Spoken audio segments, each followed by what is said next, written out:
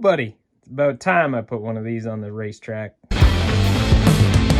Vroom! What's up? Welcome back to Race 164, the show where we race toy cars and act like it's a big deal. My name's Dan. Today we're back in the Freedom Shed and we are taking a look at the new for 2025, I know I'm a little late on this, Ferrari F-40. Finally gonna take a detailed look at it. I'll give you my thoughts, and then finally we'll put it on the racetrack and find out if it's fast. All right, the Ferrari F-40 Competizione. Man, I just love it. Such a cool car. Great looking casting. So glad Hot Wheels brought it back. Let's take a detailed look. We've got nice badging on the side, little indicator light there. On the front, another nice Ferrari logo. The headlights look good. They are part of the window plastic, so you get a nice detail there without them having to print anything. Other side, pretty much the same as the driver's side. You can see these little textures on the window glass. It's all part of the actual car, I guess. It has like a little sliding window deal. I don't know what that's about, but it's there. On the back, we don't really have any detail other than, you know, the lights and whatever this part is. There's a little diffuser down there.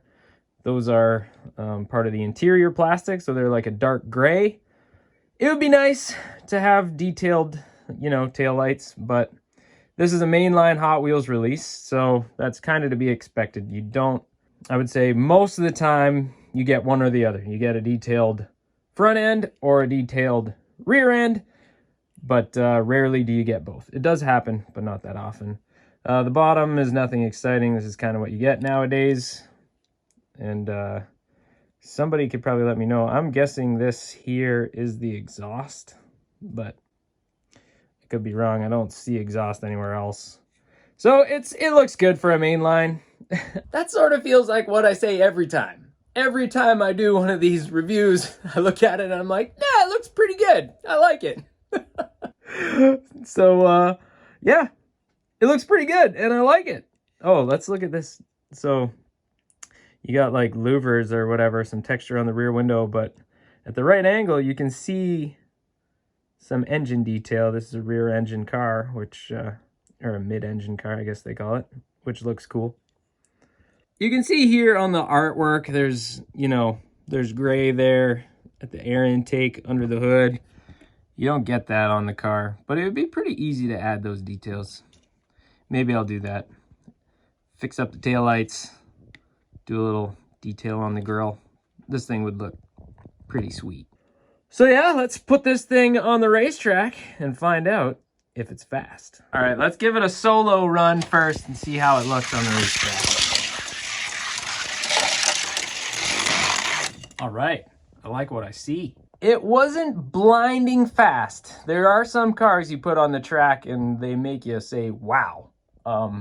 This one didn't do that as far as speed goes, but it did look nice and stable. And sometimes on this janky speedway, you're better off to be pretty fast and stable than to be, you know, lightning fast and not stable, unstable. So let's put this unit to the test.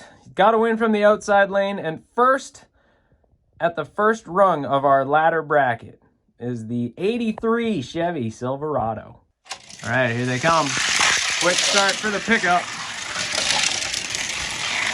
And the square body takes the win. Big collision there in the shutdown space. But the square body gets it done and will hold its place on the ladder for now. And we have our answer, the F-40, the brand new version of the Hot Wheels Ferrari F-40.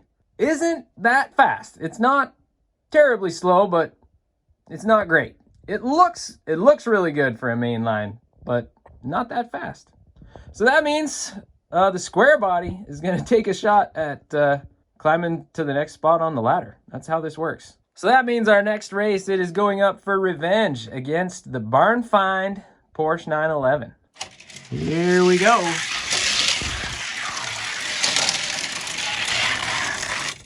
Porsche holds serve. No change thus far. Porsche takes the win, so it will become the challenger. Take the outside lane against 007. This was a really close race in our last episode.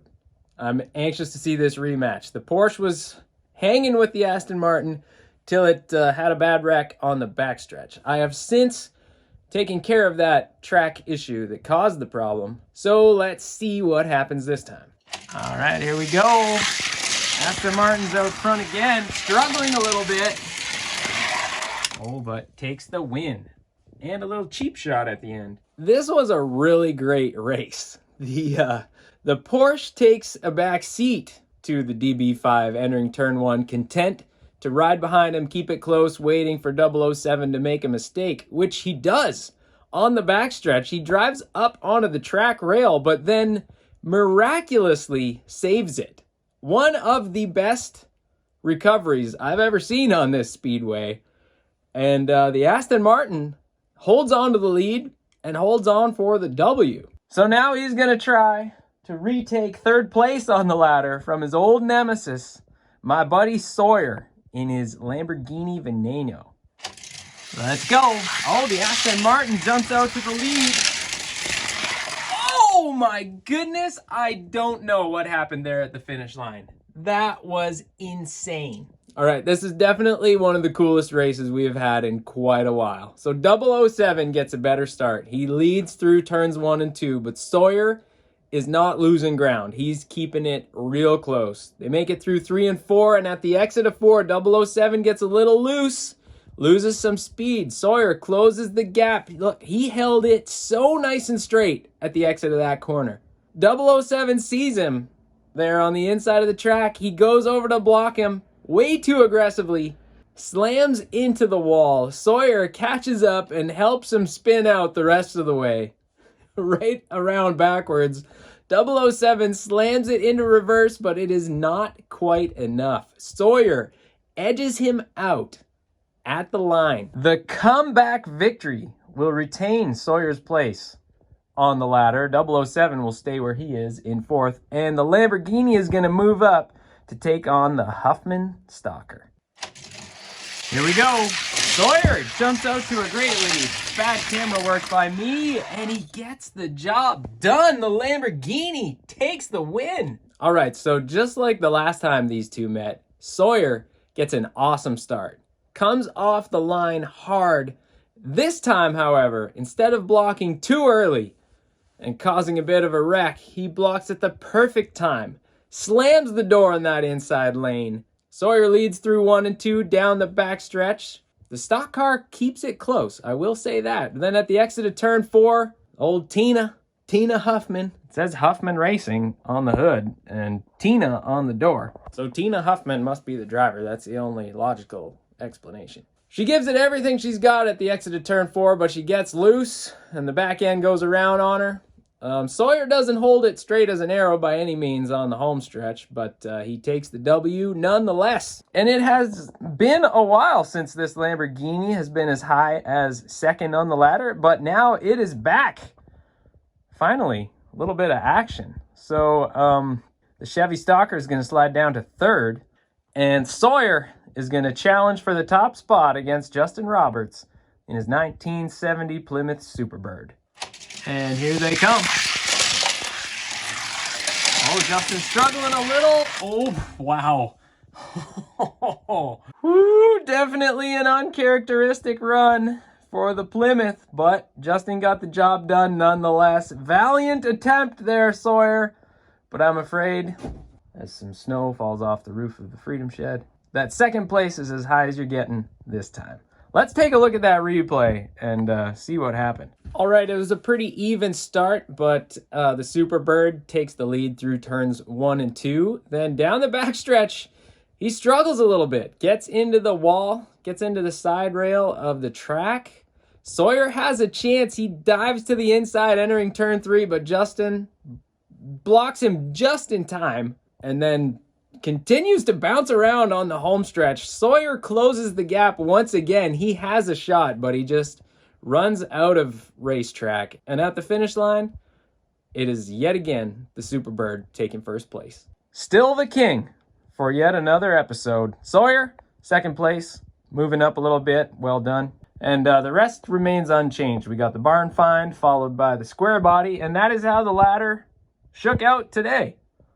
Not super exciting. Some good racing, but not a whole lot of change. Which is kind of to be expected. So I need to shake things up a little bit. I can't just make every video be this, where we test a car. It ends up being too slow to compete against our ladder, and then we race our ladder again, and almost nothing happens, and we're just racing the same cars week after week after week. So I'm going to give it some thought. Let me know if you have if there's anything you'd like to see race here on the Speedway, like whether that's a specific casting, there's a good chance I have it, or a type of car, like if you want to see, I don't know, a whole bunch of stock car type things all race against each other, or a whole bunch of like GT3 type cars all race at once, or maybe just trucks, a whole bunch of trucks or something like that. Let me know. I'm open to ideas. Unfortunately though, this time our F-40 turned out to be not all that fast. But it's a great looking car. If you see it hanging on a peg, I totally recommend adding it to your collection. It also comes in red and black, I'm pretty sure. I do have the red one, but not with me. It's at camp where the drag strip is. So maybe we'll race it there. But for now, I chose to go with old Yeller. That's gonna do it for this episode. Thank you so much for watching. Remember, Jesus loves you, and so do I. And I'll see you next time right here on Race 164.